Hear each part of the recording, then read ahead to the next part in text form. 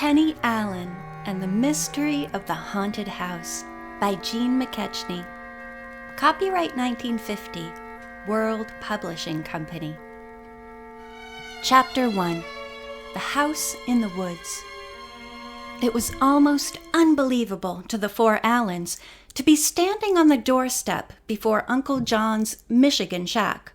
For, in spite of its name, the shack in the Michigan woods appeared to be quite a large house.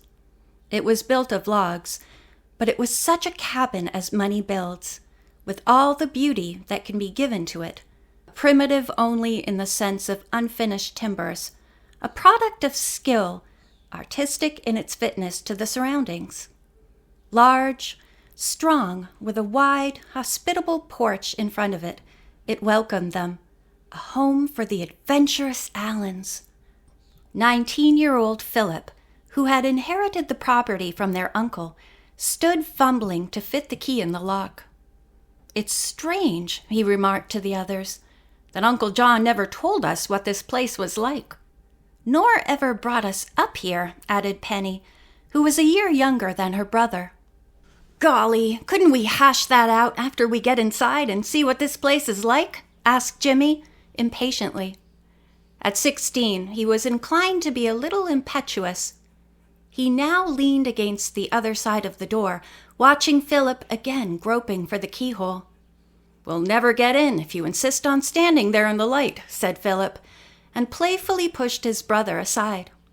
12-year-old Marjorie, who had been quiet up to this point, pushed her way past Penny, anxious to be the first into their new home. Philip looked down at her smiling face as he finally inserted the key in the lock and opened the door. "Do you want to be the first inside?" "Oh, yes, I'd love to," she answered, thrilled by the idea. Penny, at the sight of the beautiful log structure, had been both surprised and touched without knowing exactly why. She smiled at Marjorie and glanced at Jimmy's face, which showed that he, too, was eager to be the first. He reluctantly stepped back at a glance from Penny, with a bit of impatience at having to yield to his younger sister. The door yielded to a gentle push, and the interior, dark with its drawn shades and close with stale air, stood revealed. Marjorie hesitated a little, but Philip's hands on her slender shoulders gently urged her into the room ahead of him. "Why," she said softly, "excuse me, Phil, who was that lady? How funny." Philip had not heard this last, for he had turned to the others as they had followed him, but Penny was puzzled by her remark. "I saw a girl, just a second. She went behind that curtain."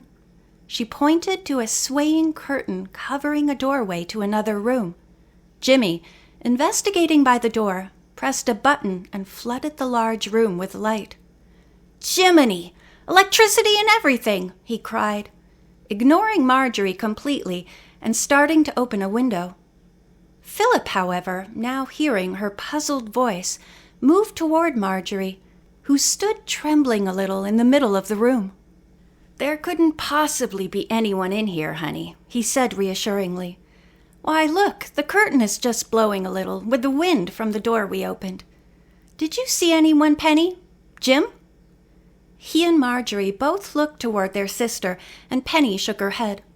Jimmy stamped over to another window, and while he was opening it, he answered, "Nope, not a single soul. Marge is probably just imagining things. As usual, I might add." Marjorie laughed good-naturedly, although she was unconvinced. Philip, noticing her continued uncertainty, took her hand and led her straight to the curtain, which was still swaying back and forth. It separated the living room from a small alcove study filled with books. Philip was amazed to find a window open a few inches from the bottom, probably missed by the caretaker, he thought. Someone might indeed have gotten in. "There's where the ghost went out, Marjorie," he said with a laugh. "There's no door, you see, and if the window had been put up and down again, enough to let a person through, we should have heard it. I suppose I'm sure I saw—" Philip didn't let her finish as he pulled her back into the living room, where Jimmy was busy lighting a fire in the immense fireplace, and Penny was still standing in the middle of the room, looking about her. It was characteristic of Jimmy that he went into action at once, and of Penny that she paused first to consider what was before her. She and the other 3 children had been forced to learn rather suddenly how to make decisions for themselves.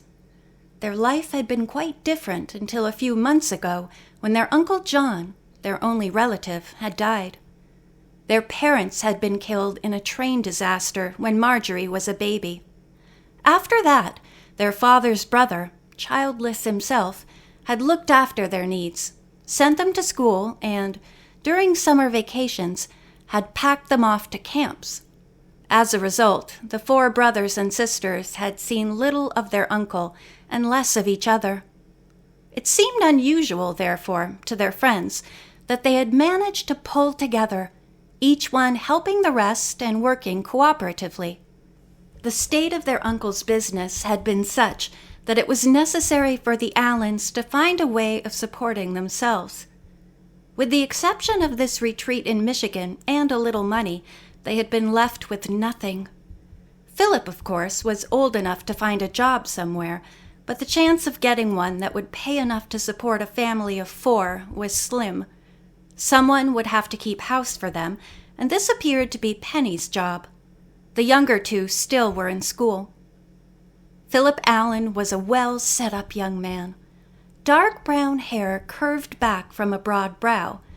This was equipped with nearly straight black eyebrows, which separated at a proper distance from a rather respectable nose, neither too large nor too small. That, with clear dark blue-gray eyes and a pleasant mouth which could be quite firm when occasion demanded, gave character to Philip's young face. His height was above medium, probably 5 feet 10, and possibly he might yet reach the 6 feet that he thought desirable. He was brown from the summer's exposure. His face was rather long than round. Penny was recognized among her girlfriends and admirers as a pretty girl, not beautiful, to be sure, but with charm and friendliness as well as pleasing looks.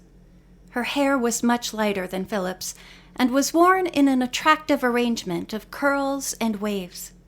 A pair of expressive dark blue eyes and a pretty mouth were Penny's chief assets. For the rest, she was of medium height, active, lively, and very gay. Jimmy, in spite of his training received at military school, was inclined to double up and lop over whenever possible. He declared his top sergeant called him an overgrown lummox, though Jimmy was too thin to be considered exactly clumsy. His voracious appetite, according to Penny, was not justified by the results. But Jimmy declared that was just what was the matter. As he could never get filled up, how could he get fat? He would have been filled with horror if he had, for Jimmy prided himself on his athletic prowess. He was quite capable of being very much the gentleman at the proper time. Marjorie Allen was, of them all, most fair, with light golden hair, blue eyes lighter than Penny's, a slight little figure, and small, delicate hands, noticeable for their perfection. She was the type who flourished in vacations outdoors and drooped in school time. Jimmy said that she did it on purpose, but Marjorie, taking him in dead earnest, stoutly denied it. "I like school and the girls, and drawing and painting and music," she declared. "I get lonesome for Penny, that's the only thing." "Well, you're going to get almost too much of me this winter, Marjorie," laughed Penny.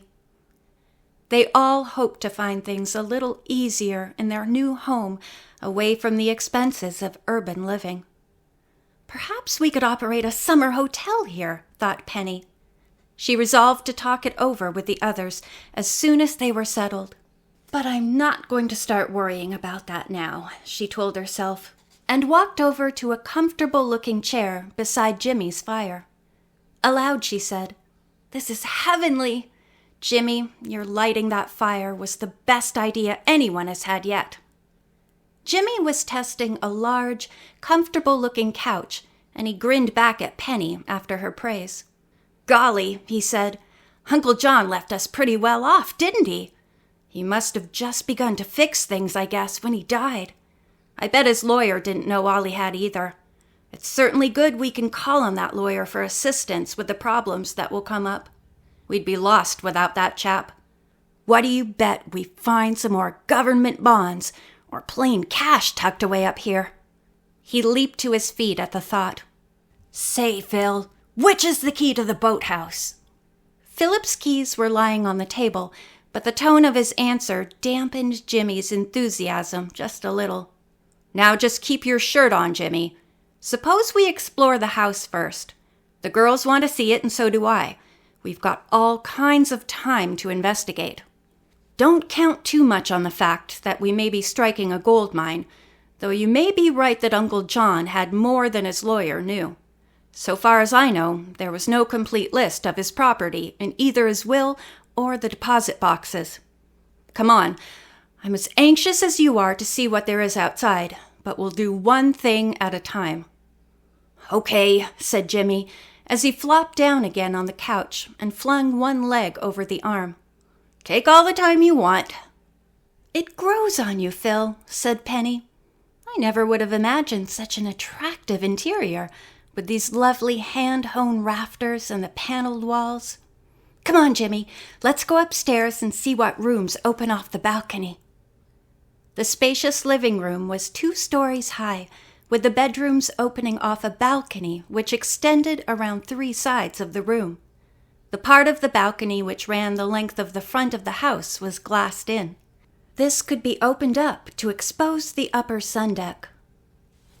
This could be a regular dude ranch, Penny, exclaimed Jimmy as they finished inspecting the last bedroom. We could fill it with oodles of people, couldn't we? Replied Penny. But we'll come to that later. Phil, wouldn't it be super to bring a crowd up here next summer? Just great, he answered. Now let's see the kitchen, huh? I'm starved. Marjorie was already racing downstairs, and the others followed her through a door at the right of the fireplace. There they found a modern electric kitchen, which looked efficient and well planned. After a brief look, Jimmy bolted through the back door, unable to wait any longer to explore out of doors. The rest were anxious to see what else there was to be found, and quickly followed him. A large terrace paved with irregular flagstones covered the width of the house in the rear. From this, narrower walks branched out in different directions. At a glance, Penny and Marjorie took in various small buildings and sheds. One of these buildings housed the electric plant, which Marjorie called a non-understandable place. Philip explained that there was filtered water from the lake, and also water piped from some spring. There are some directions on the wall in there, he said, but we'll have to get the caretaker to explain everything to us, I think. Well, Jimmy, shall we go look for your yacht now? Asked Penny, laughing. Sure thing, said Jimmy, laughing also. Seems to me I see her sails beyond the trees. I wouldn't be surprised at anything now, called Marjorie as she raced after Jimmy. Would you, Penny? I don't know that I could be, Marjorie, was Penny's answer when she caught up with her sister. Really, I can't take it all in. Such luxury overwhelms me. Gosh, but you and I are going to have fun opening up drawers and trunks and cupboards in the house. The 2 girls reached the boathouse behind the boys and found Jimmy exclaiming triumphantly, I knew Uncle John would have a swell fishing boat if he had anything in here. Take a look at that, Phil. The 4 Allens stood there with their mouths open, looking as completely surprised as they really were. It almost seemed as if they had only to wish for something, and the magic lantern of their imaginations made it appear. End of chapter 1.